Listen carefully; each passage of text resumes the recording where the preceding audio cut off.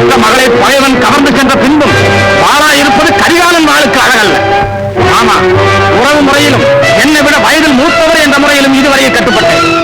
இனியும் என்னை தடுக்காதீர்கள். ஏன் தடுக்கிறேன் கரிகாலன்? ஒரு கணமாவது அதை சிந்திக்க மறுக்கிறாயே. திரையெடுக்கப்பட்ட உன் மகள் இனி திரும்பி வந்தால் உலகம் ஏற்றுக்கொள்ளுமா? கவர்ந்து சென்றவன் கொல்லப்படுவதால் அவள் சற்று நிலைக்குமா? கத்தி முனைகளே ரத்தம் வடிவது உன் காவலினை காட்டும். ஆனால் கரிகாலன் விவேகி என்று வரலாறு கூறாது. சில சமயங்களில் சில காரியங்களுக்கு நானும் தலையை ஆட்டிவிட்டுத்தான் போக வேண்டும். இப்போது என்னதான் செய்ய சொல்லுகிறீர்கள்? சொல்வதென்ன? கொண்டு சென்றவனும் உன்னை போல் ஒரு மன்னன் தான். மகளை அவனுக்கே மனமுடிப்பதற்கு சம்மதித்தது. சீர்வரிசைகளை அனுப்பு, எல்லாம் நன்மையாகவே முடியும். ஆமா, மாமனும் குடும்பத்துக்கு யோசனை சொல்லுகிறார், அமைச்சரும் அரசியலுக்கு யோசனை சொல்லுகிறார். இதில் இரண்டும் கலந்துவிட்டது. கலந்தாது பழக்கம் வளர வளர சிறப்பும் அதிகரிக்கும். சொன்னது தங்கள் வார்த்தைக்கு எப்போதும் போல் இப்போதும் கட்டுப்படுகிறேன். சித்ராவை தேடி போன ஆட்களை இன்னும் காணவில்லையே. எங்கு போயிருப்பாள்? இந்த உலகத்தை விட்டே போயிருப்பாள். ஆமா, இருந்தாலும் இருக்கும். இருக்கான், இருக்கவே இருக்கான்.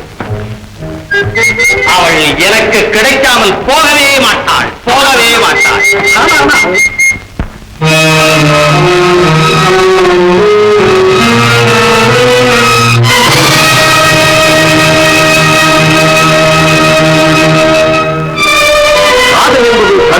இலக்கியங்கள் சொல்வதை நாங்களும் படித்திருக்கிறோம். ஆனால் இளவரசே, பாலை தயிராக்க முடியும், தயிரை பாலாக்க முடியாது. களங்கமற்ற கன்னியாக சித்ரா இருந்தபோது எனக்கு தான் ஆசை இருந்தது உங்கள் மனம் போல் மனமுடிக்க வேண்டும் என்று. உங்கள் சில நாள் பிரிவு அவள் சிந்தையை மாற்றும் என்று அமைச்சரே. இளவரசே, உள்ள உங்களிடம் இருந்தால் ஓலை கணிகருக்கு போகுமா? பல்லக்கு வருமா?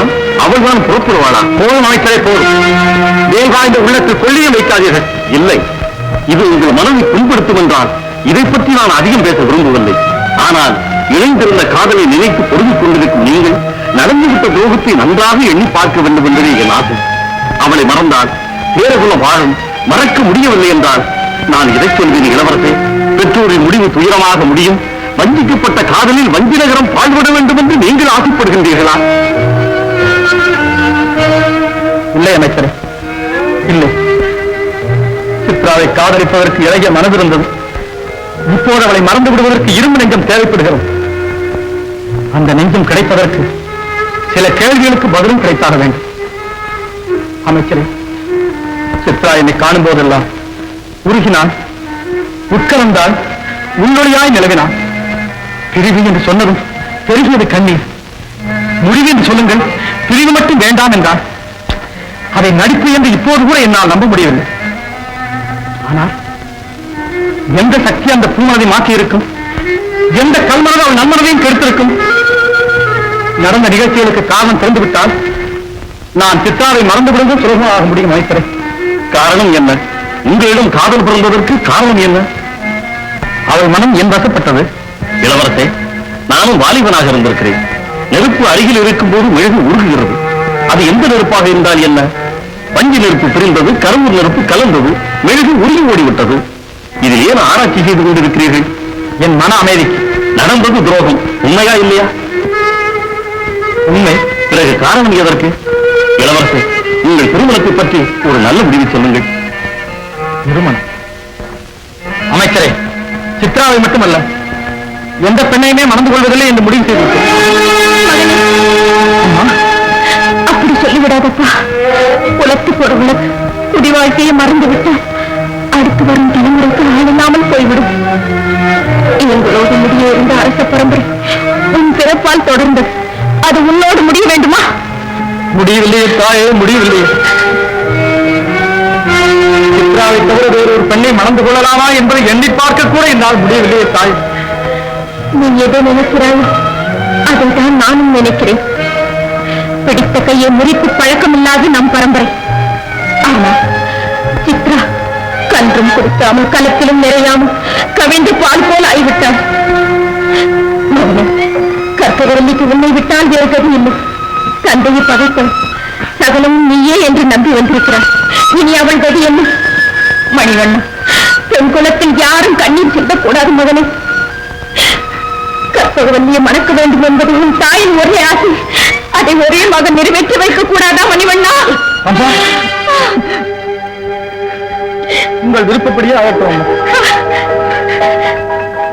மணிவண்ணா,